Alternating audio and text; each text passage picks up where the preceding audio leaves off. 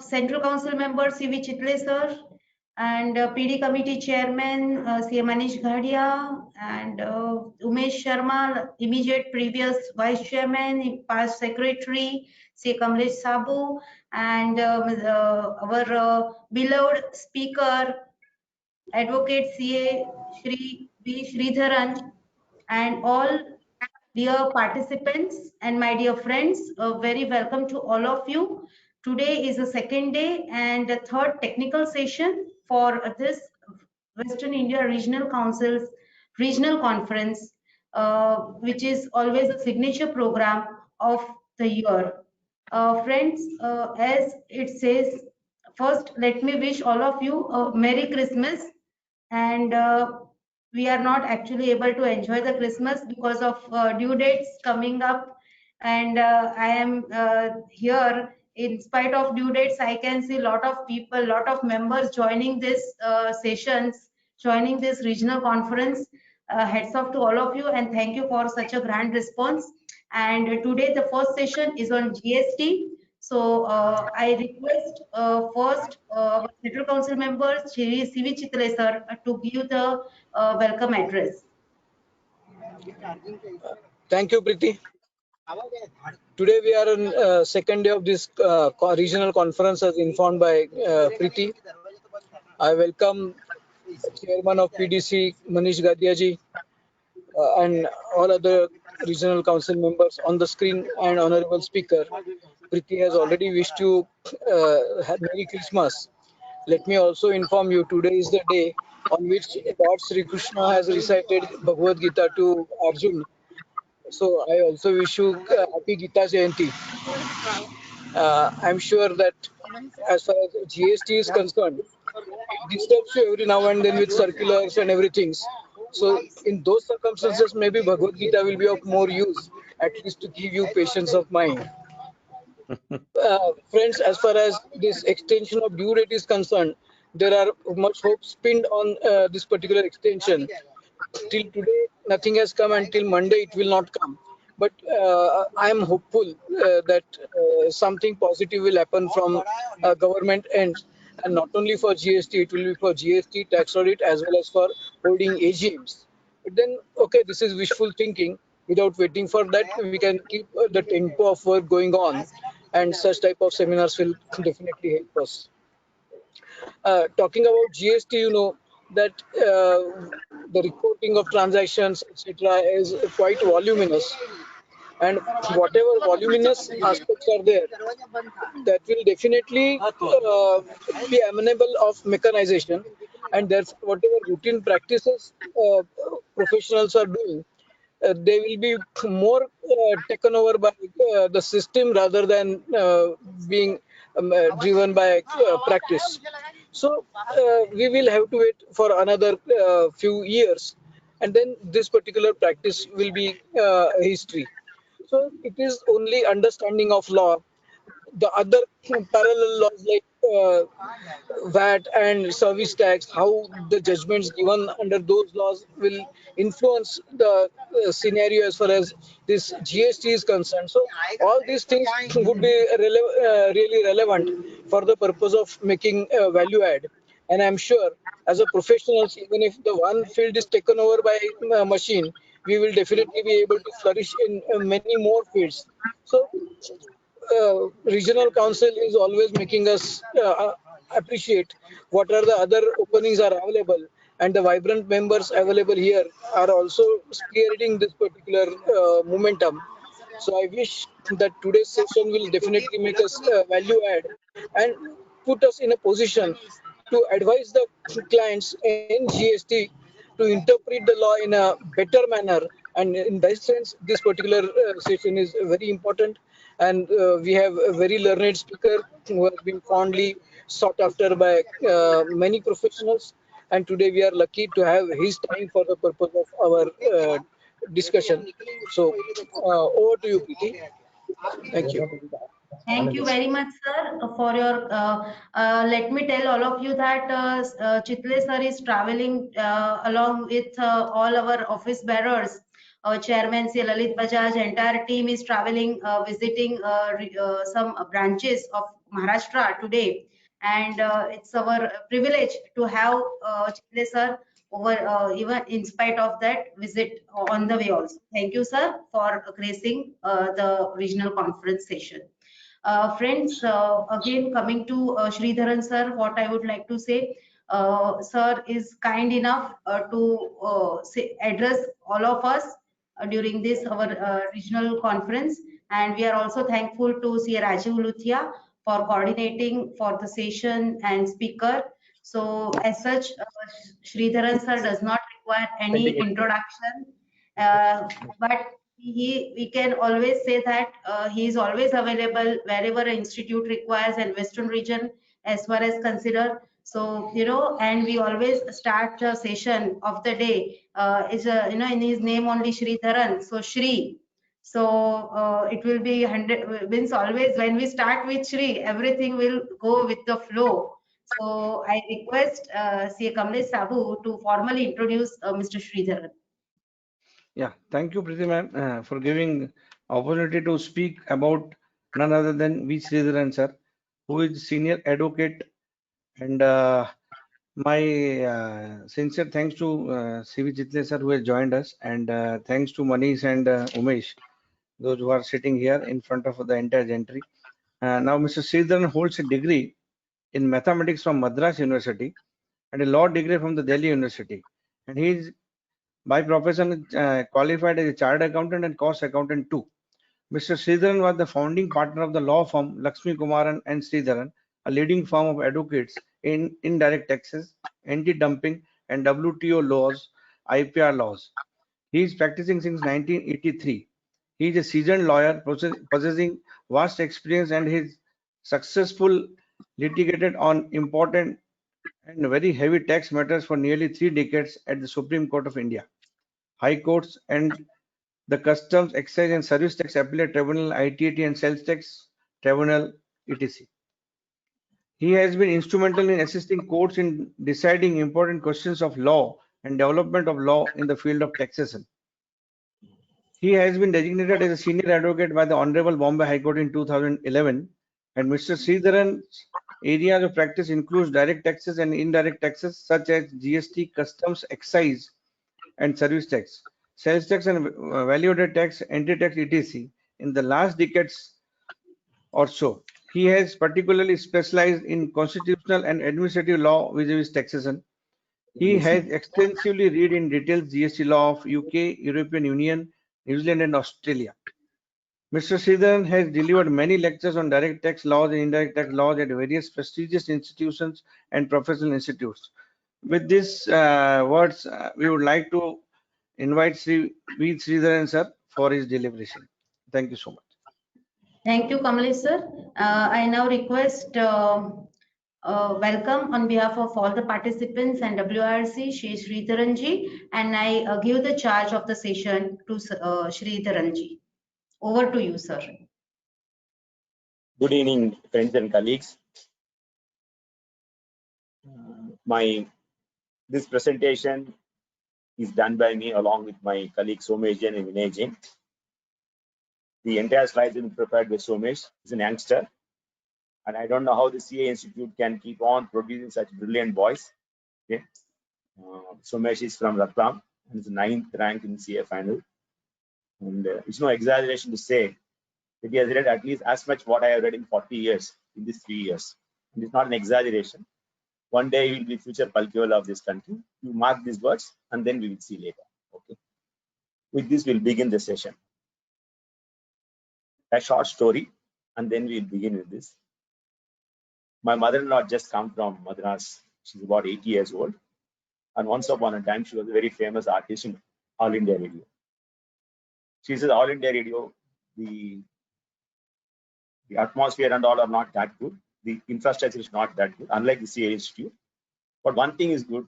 If the session is for half an hour, whether you have finished the music or not, they will cut at 5:30, half an hour later. So all AR artists know how to manage the time, whether Shruti matches or not. Okay. Similarly, I have been told by Manish that the session should finish from as it should finish at 5:55. We'll try and do that. Why I'm saying is, as usual, I have about 15-20 slides. which may go on for about 2-3 hours. We will stick to our time. Instead of rushing through all the slides and not making people understand any of the slides, I will go to each slide in the sequence and explain fully and completely, so that whatever slides we are done, they are proper. Rest of the slides, audience can read themselves. And I'm told by Rajiv that we have nearly about 2,000 participants or so. Fortunately, it is video, therefore I don't get intimidated by such a large gathering. And they are from diverse field, I am told. I don't know why GST session is first and then forensic is next.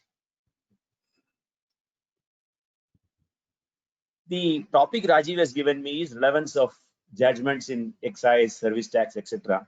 in the GST context. And the topic couldn't be more relevant and practical. Whenever we cite a decision which is in service tax in our favor or sales tax in our favor, the standard answer of GST department officer is, "Was a Purana law, a Purana Jamane ka hai. You are not talking about relevant law, not relevant." The standard answer, all GST official, I repeat, is any judgment given in the past is not relevant in GST. As if GST, what they say in the now Bhutona Bhavishyati, it is as if there is no law existing prior to that and no law will exist in future. But the truth is, GST is a kadambam or kichdi, you call it, of central excise, customs, income tax and service tax and sales tax. And perhaps the toughest provision of each of them.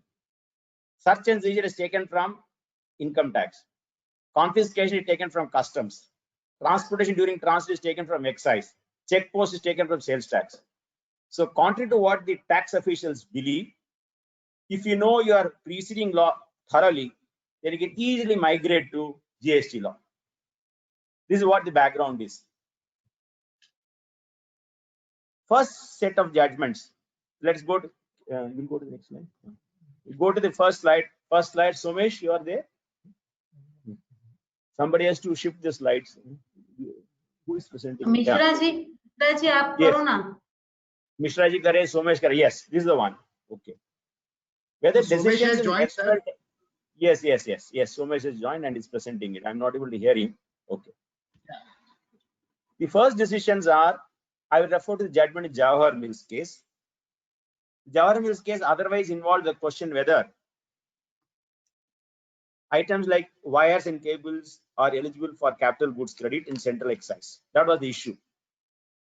I repeat, question was whether parts of machine were eligible for capital goods credit. So before the Supreme Court, we cited number of judgment income tax and sales tax. The Additional Solicitor General argued that those judgments are on income tax and sales tax. They're not relevant in excise. The Supreme Court rejected it and said there may be sales tax, income tax judgments. What is relevant is the principle laid down in the decision. So the first weapon in our armory is, if the tax department, GST department says those are excise judgments, sales tax judgment not relevant for GST, you see the last para in Jawahar Mills case, this identical contention raised by the government of India has been rejected by the Supreme Court and said those judgment, income tax and sales tax will equally apply. What is relevant is the principle laid down in the decisions. So this first point I want to refer to. Yeah, Somesh, I'm able to see you now clearly. Thank you.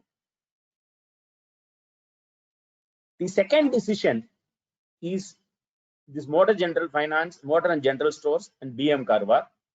Both are income tax judgments.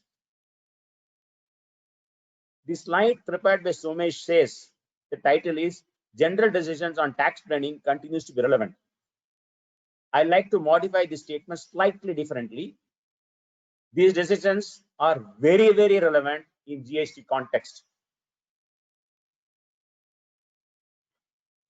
In Motor General Stores,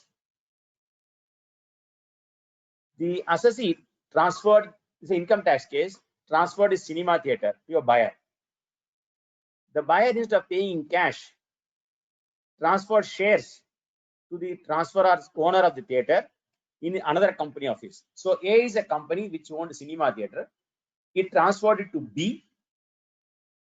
B had shares in C Limited and he transferred his shares in C Limited to A. Income tax is leviable if the transaction is sale. The revenue argued, said this is nothing but a sale. Supreme Court said this is not a sale but an exchange. While sale will attract income tax and balancing charge, exchange those days never used to attract a balancing charge. Therefore, Supreme Court held the transaction will not attract income tax as a balancing charge. That was the important point right down in the decision. What is most relevant for us in the present context is Motor and General Stores laid down the clear principle that tax authorities are not entitled to tax the transaction on the ground that they are going to the substance of the transaction. You all know it very well. I just repeat it. The Supreme Court held tax authorities cannot bring it to tax on the ground that they go by the substance of the transaction. Because in substance, the cinema theater has been sold to the purchaser. The purchaser not paid in cash, but he transferred his own shares in another company. Court said, when a legal document is executed, the tax is payable based on the legal consequences of the transaction. There is no question of going with the substance of the transaction.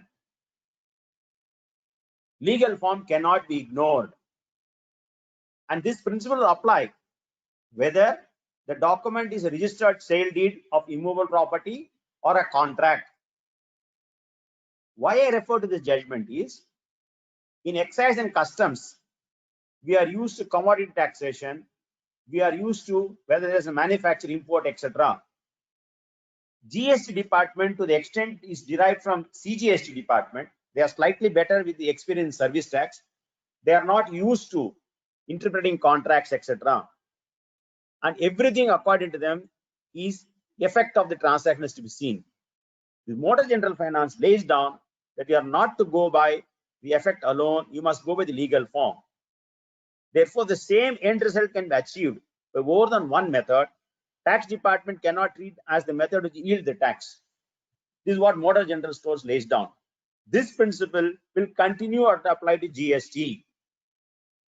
Same judgment, same principle is laid down in BM Karwar also. Whereas in Motor General Stores, assessee succeeded in resisting the tax claim, revenue relied on that principle to levy tax on the assessee. As Parasarans are used to say, and I have told this many times in many number of conferences, you should not be like Abhimanyu, who knows how to get phosphide in Chakravyu. You should be like Arjun to come out of it also. In Motor General Finance, assessee relied on the doctrine that you have to go with the legal form and not substance.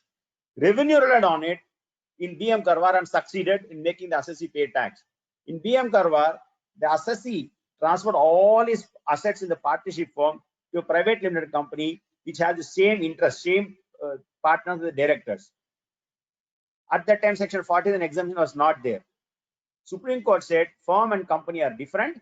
Substance cannot be the basis. Legal form must be the basis, and therefore upheld the claim of the tax department. So one is in favor of the revenue, another is against the revenue, but both laid on the same principle. Then why I am referring to ACC? Sometimes there may be a judgment in excise and service tax which is against you, and you are ready with only with Jawahar Mills. Then they will say what Sridharan has taught is against us. If you want to say the judgment in excise and service is not relevant, then you can see the judgment of Supreme Court in Associated Cement. The proposition is not that judgment in excise and sales tax will not apply to customs or vice versa. This is an example to say the language of the statute and subject matter of the statute are different.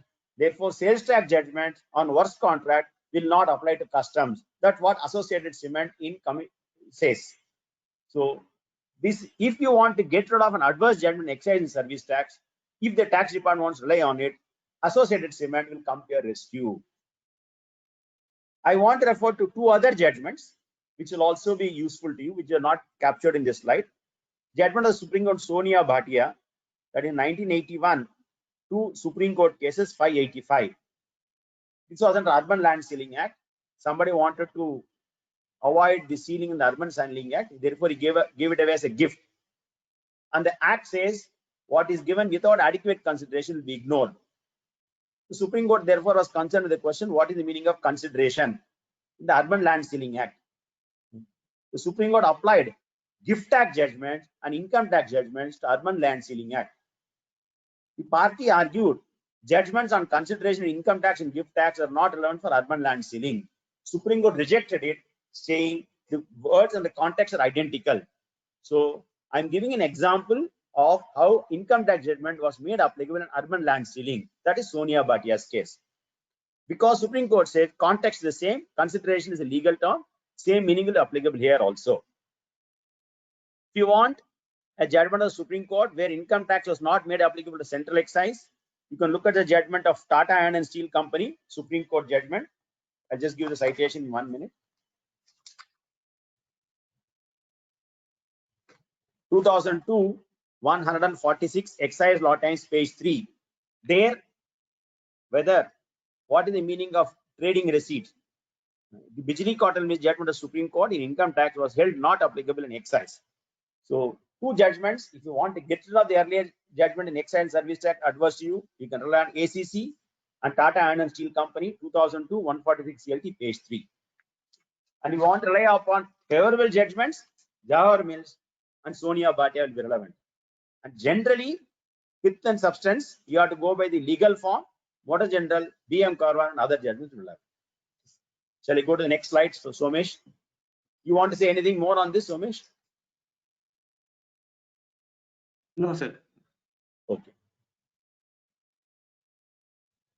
Obviously, judgments of the Supreme Court, whether levied under sales tax or excise or customs, will apply in GST also if the principle involved is the same, language involved is the same. Okay. Because Supreme Court Constitution says law declared by Supreme Court is binding throughout the country. The second line I want to ignore because it is very specialized.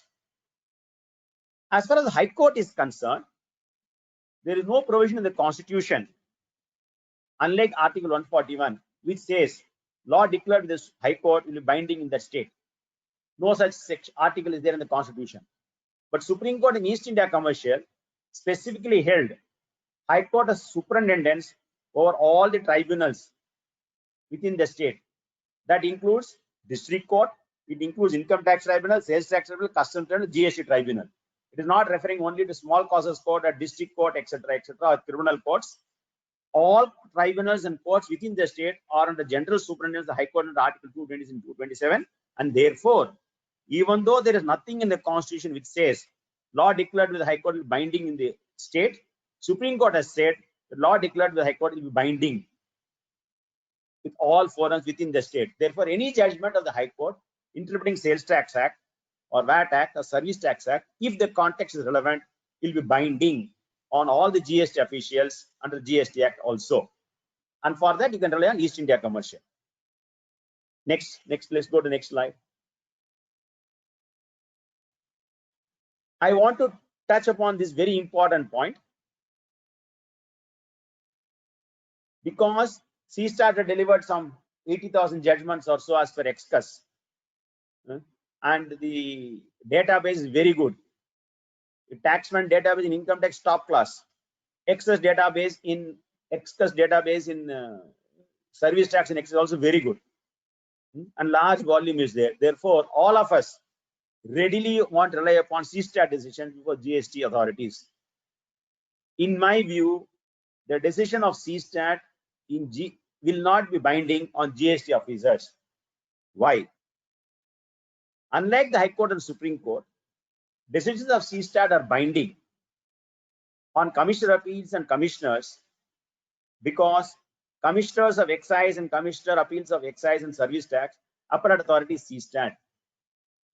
Since the higher appellate authority CSTAT, that decision is binding on the commissioner and commissioner appeals. CST is not the appellate authority under GST. Hence, decisions on CSTAT are not binding on GST authorities. It is difficult to say they have persuasive value also. Okay. So therefore, whenever you want to build up a case in GST, you try and build it up based on Supreme Court judgment or High Court judgments and not rely overtly on CSTAT decisions because they are not binding on the GST tribunal or GST authorities. One peculiar question arises. relating to classification of goods imported, the rate of tax on goods is decided by the customs officer under IGST Act, under 3(7) of the Customs Tariff Act. And the appellate authority is CSTAT.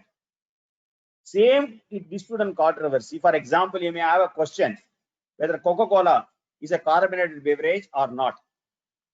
And as for the imported Coca-Cola, the decision will be made by Assistant Commissioner of Customs, matter will go to Commissioner of Appeals and go to CSTAT. On a domestic transaction, will be made by GST officer and go to GST Commissioner of Appeals and then go to GST Tribunal. I just now told you CSTAT is not the appellate authority and for GST matters, and therefore is not binding.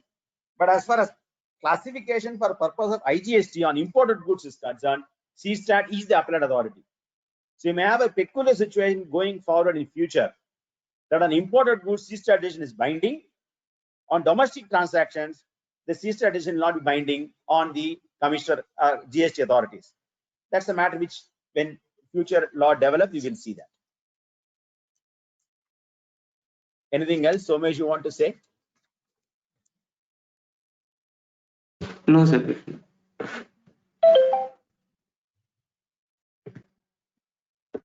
Can I go to the next slide? Gadia ji, Manish. Yes, sir. Please, Okay. please. Okay, no problem. You want me to stop at any stage? If somebody asks question, you want me to stop, you let me know, then we will do that. Okay. No, you Sir, the continue, question sir. we take in So- the end, it is through And- chat box. We'll Okay, take no at problem. end. Okay. So I am now finished the general principle on relevance of the old judgments in the context of GST law. Now I'm going to completely unconnected topic. I am now going to deal with a very, very important topic, and I don't mind spending the next 15-20 minutes only on this, and if I'm not able to take any other slide also, I have no problem. Let's see how it progresses. We all know in GST, it's a business to business transaction, don't take any risk. Pay output tax, recipient will take credit. And abroad, there's a theory that GST is not a tax matter at all. GST is merely a matter of cash flow. That's what they used to say, because whatever is paid is available as credit. So business to business transactions pay the highest possible tax so as to avoid any dispute when recipient is entitled to take credit. In the last leg, when credit is not available to the consumer, it becomes a problem. So to say why at all get into disputes in GST, pay highest possible tax because full credit is available, is only partly true and not substantially true. Plus, tax department raise a demand on our supplier. He may pay tax, he may take credit, and credit may be denied on the ground that assessment is under section 74 against the supplier, etc. This is one leg. There are a number of transactions where the items are outside the input tax credit, and very simple. For example, petrol, diesel, etc. are not covered by GST scheme, and they constitute a very, very large portion. Secondly, items like electricity is outside the GST net. The property tax paid itself is outside purview of GST. But property tax indirectly can become part of the value when the society charges you on pro rata basis for the common area. I'll tell you that in a minute. Therefore, there are a number of situations where this principle that anything and everything paid on receipt of supply will be eligible as input tax credit completely lets you down. And petrol and diesel and fuel constitute a very large volume of the economy. Today, for example, airlines pay output tax on the service they render to the passengers. The most major input to them is aviation turbine fuel. And aviation turbine fuel is outside the purview of GST. They pay old excise and old sales tax. They don't get credit. A car rental company providing a transportation service pays GST on its outputs. There are some compensation scheme, abatement not being, etc. Ignore that for a minute. But major cost for them is fuel. And they are not eligible for credit on that. This is an ongoing matter which we are contesting. I don't know. Appellate authority will not decide in our favor. Chartering of aircrafts, helicopters, etc. Okay. Hiring out. Fuel is provided by ONGC to the lessor. Lessor pays GST on the 1,000 rupees, 10,000 rupees, receives a monthly rent. The GST department is saying you are paying tax on 10,000 rupees, but ONGC gives you fuel also. You please include fuel supplied by the customer in the value of the taxable service and pay GST on it. It's a very big problem. And because credit is not available, it has a serious consequence.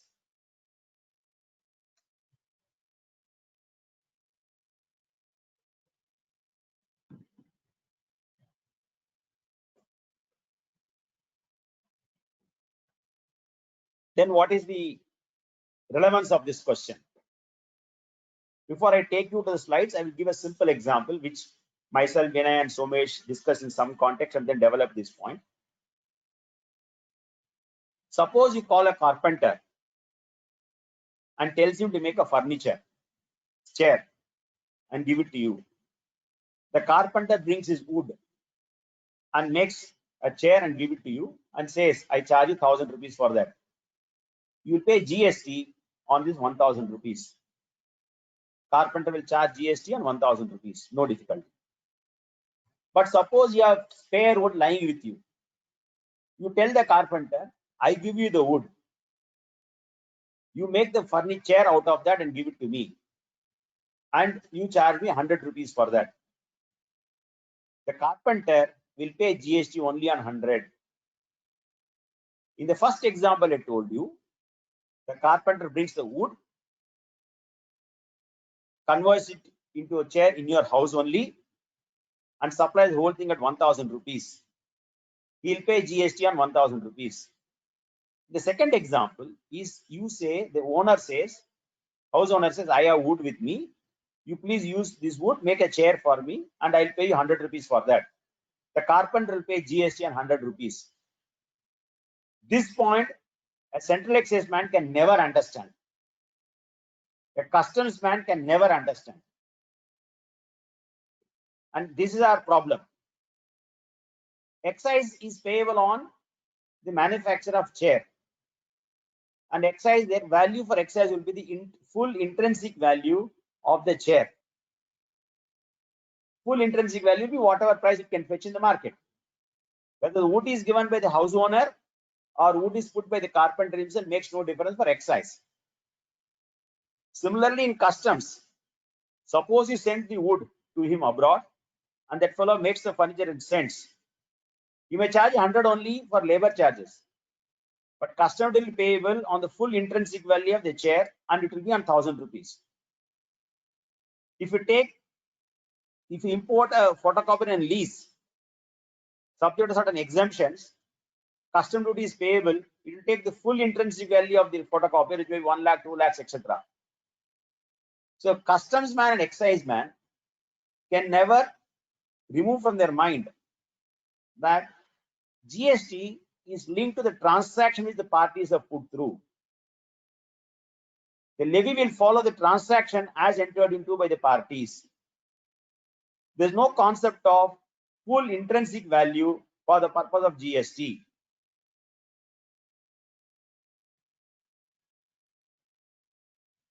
This is exactly what Supreme Court has said in Morirako's case.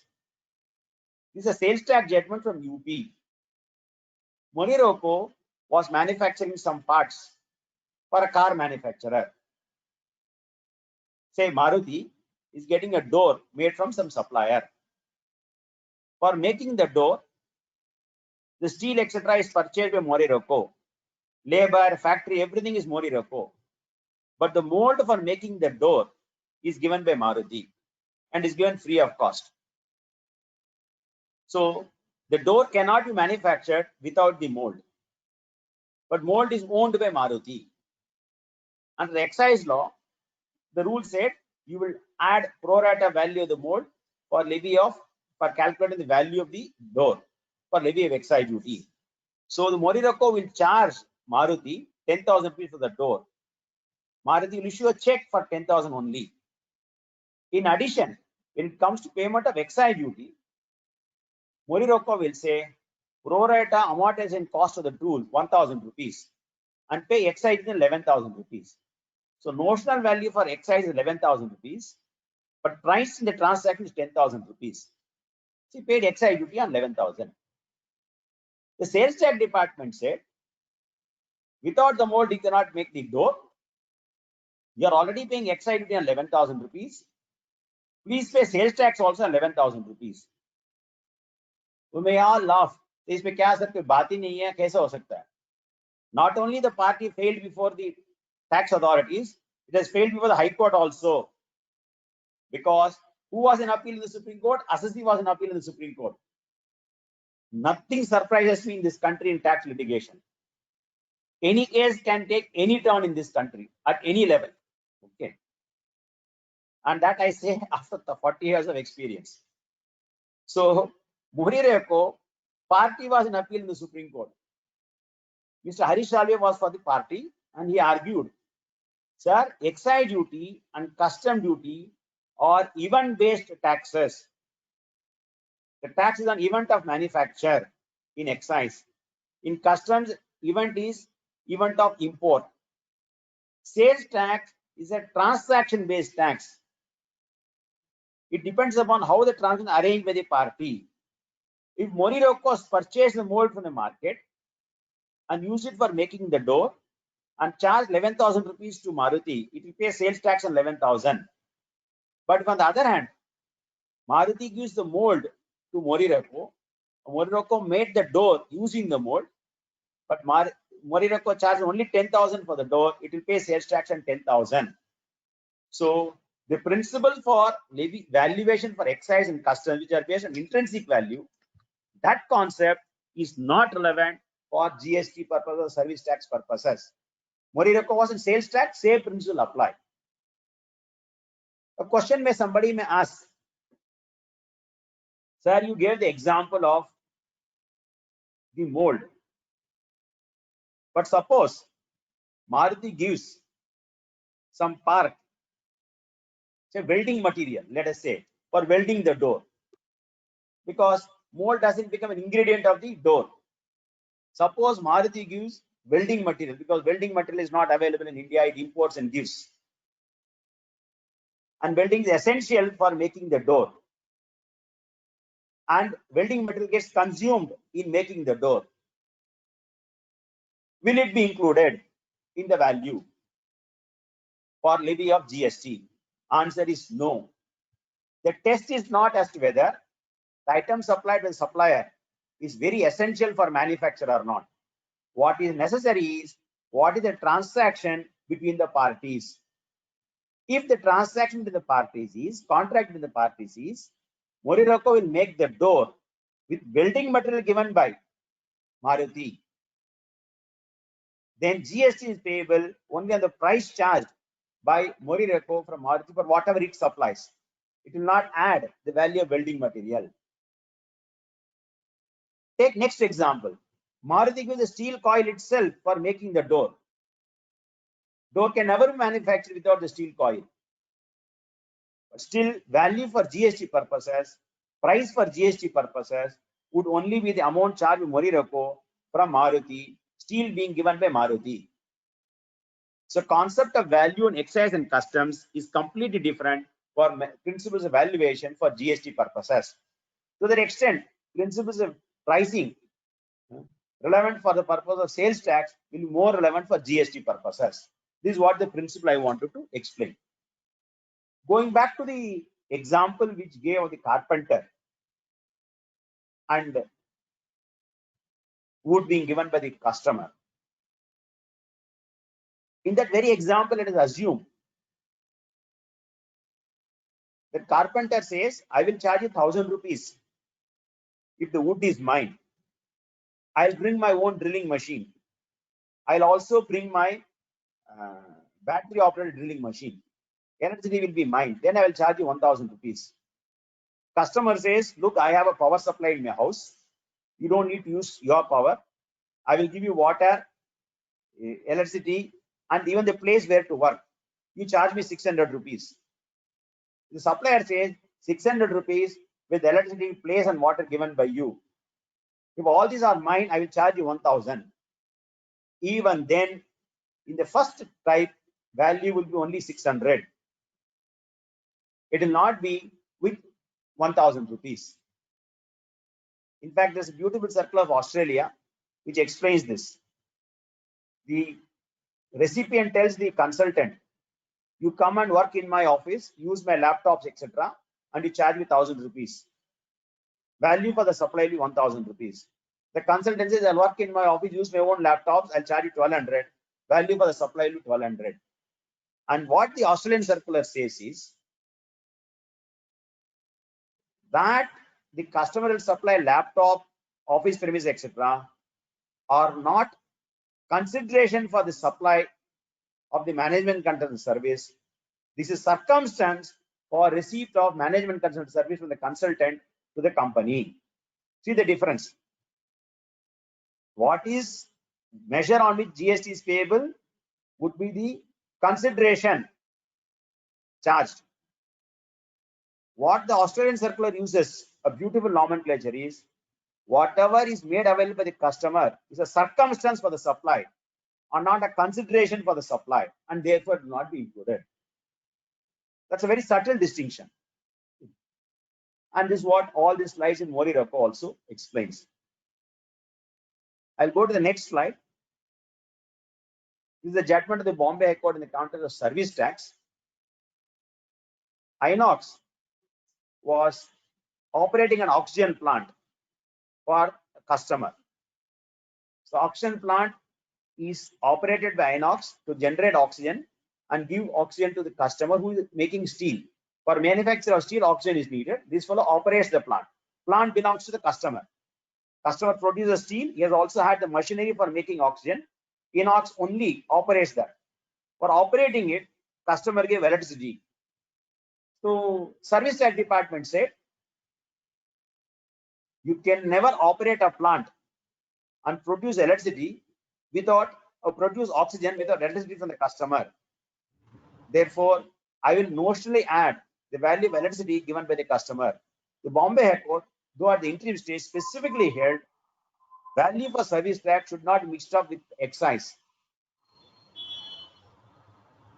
What Inox agreed was to operate the plant using the oxygen making machine of the customer and electricity of the customer, and the value would be what they charge for that. This is exactly what the position in GST also would be. Okay, let's go to the next slide.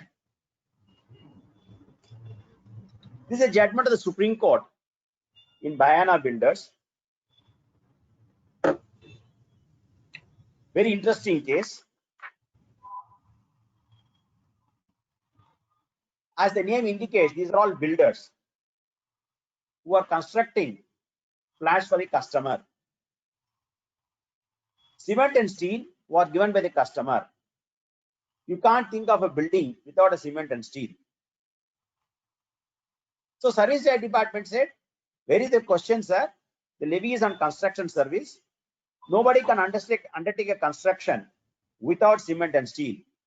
These are essential ingredients for the construction activity. And therefore, Bayana Builders is liable to pay service tax, including the value of cement and steel. Supreme Court said, under Section 16 of the Service Tax Act, Finance Act 1994, measure is gross amount charged. Because no price is charged for the pre-issue material, Supreme Court says the cement and steel given by the customer need not be added to the value for levy of service tax at the hands of the builder.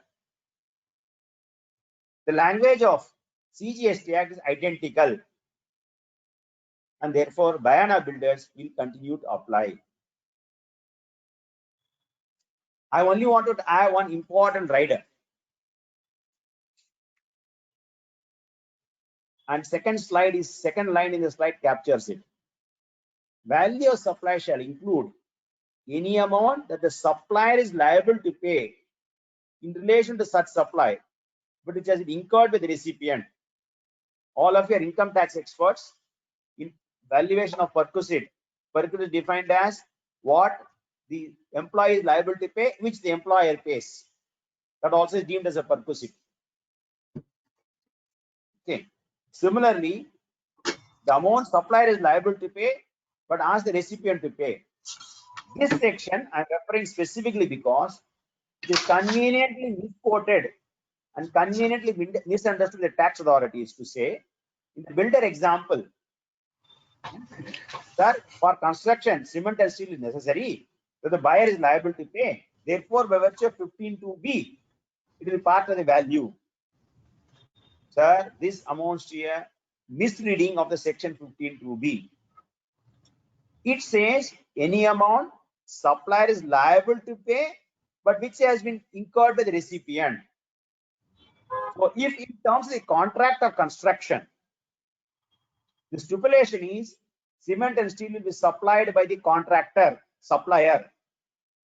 But he says, I don't have the money, I have working capital problem, etc.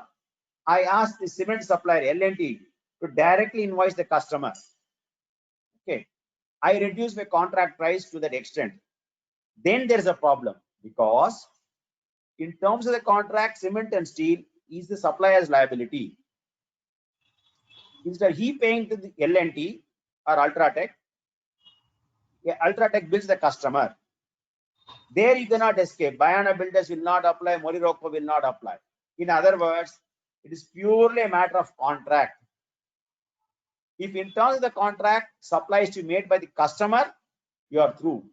If in terms of the contract, supply is to be made by the supplier, then merely because recipient directly pays to third party will not make a difference. There will be part of the value. And as I said, in Motor General Finance, Supreme Court specifically held what you have to go through is what the contract the parties have entered into.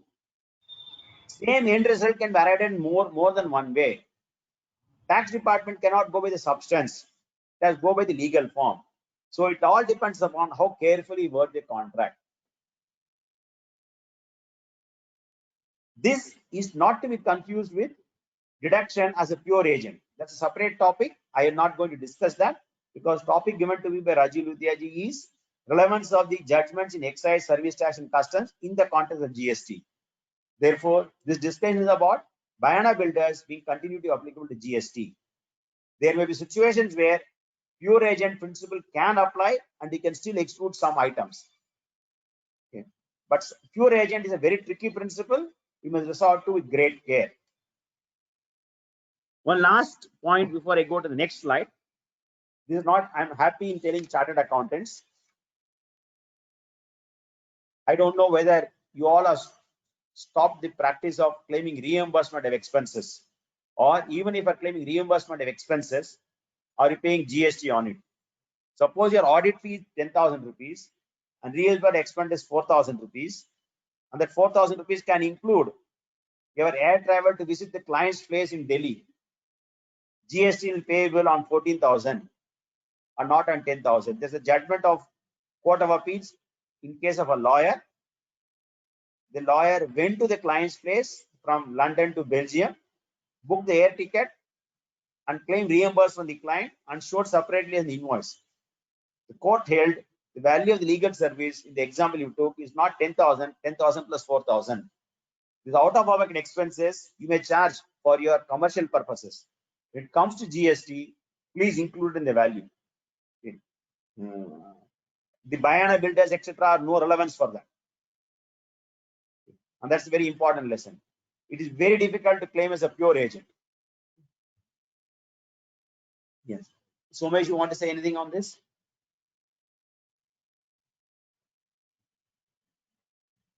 No, sir. Okay.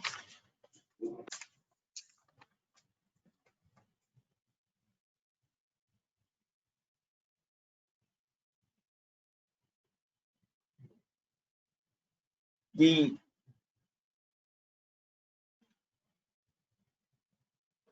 A familiar problem in GST is when you take input tax credit incorrectly and later on without utilization you reverse it. Whether interest is payable. There are circulars by the government to the extent, to the effect saying that interest is payable.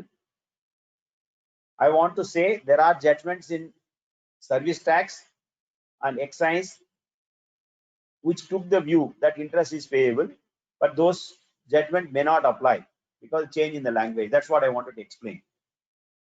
Judgment of the Supreme Court in SWIFT said, CENVAT credit rule said, if anybody takes credit or utilize it wrongly, then is liable to pay interest.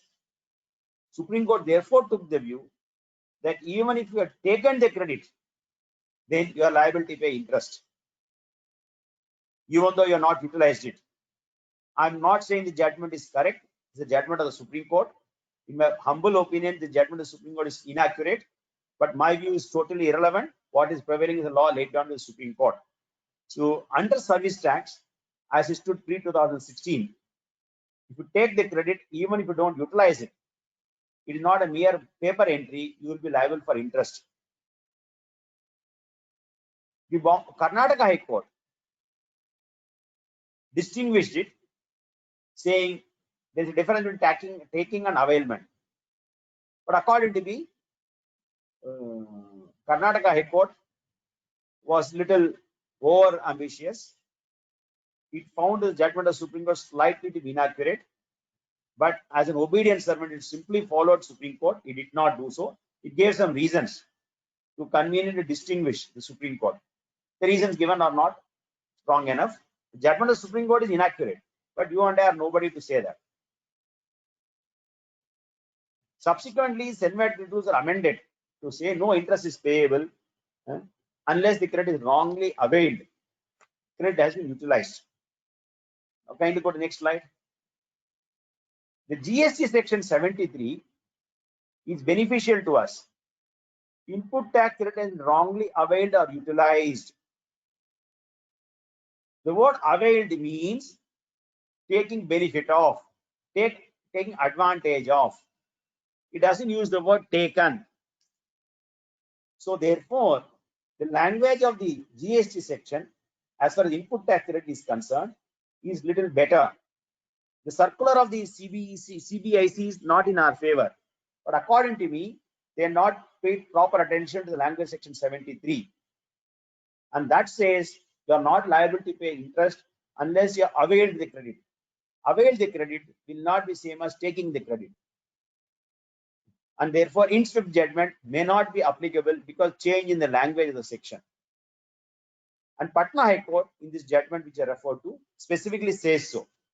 And in GST, there will be no interest liability if credit is taken and before utilization you reverse it. Or for the period it is not utilized, you will not be liable for interest. This is what we wanted to say.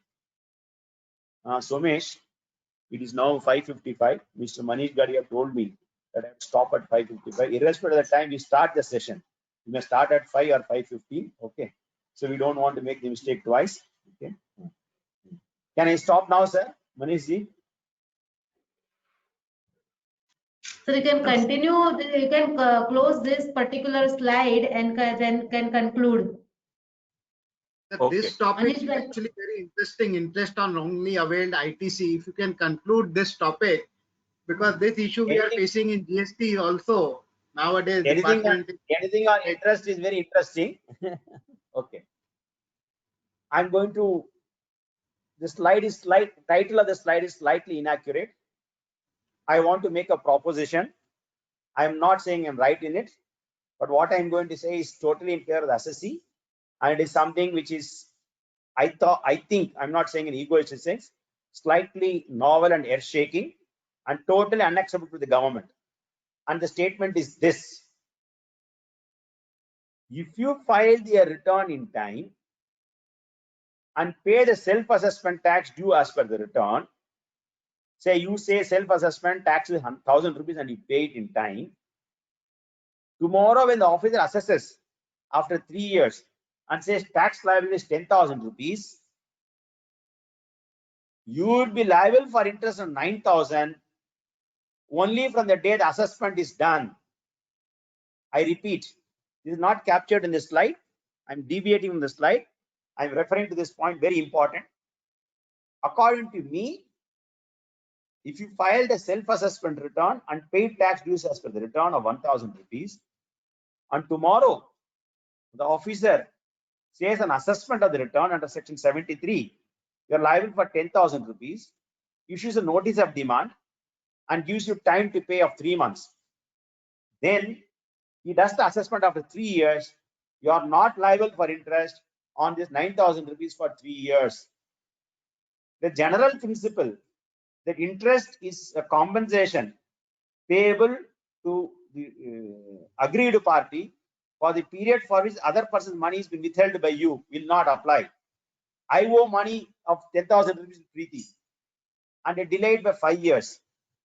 Only answer Preeti will say is, my money you withheld for 5 years, I will deprive the use of it, you please pay interest for 5 years. That's the general common law, contract law, and absolutely correct. But when it comes to taxing statute, your liability interest is not flowing from contract. Your liability interest doesn't flow from common law. Liability interest flows entirely from the act.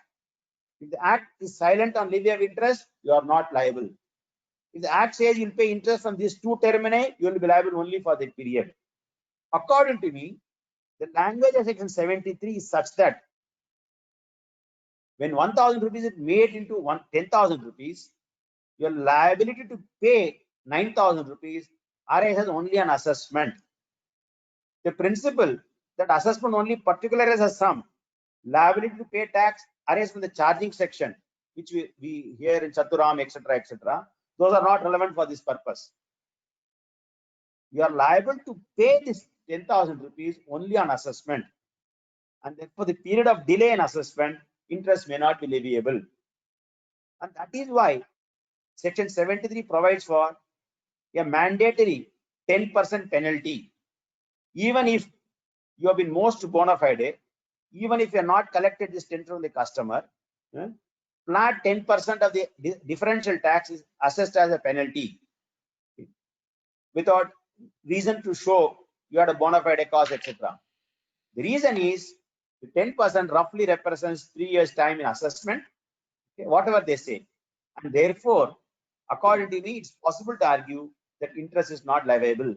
And for that, judgment of the Supreme Court in JK Synthetics in Rajasthan Sales Tax Act will be directly relevant. With this, I'd stop my discussion. No further request by you on this ground will be entertained. Thank you. Thank you, Somesh. Special thanks to you. Thank you. Thank you. Thank you, sir. I request questions to be put on the screen.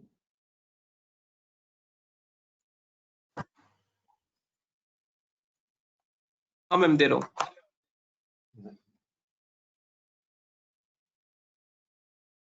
How many questions are there, sir, roughly? So just a minute, sir. I have no problem.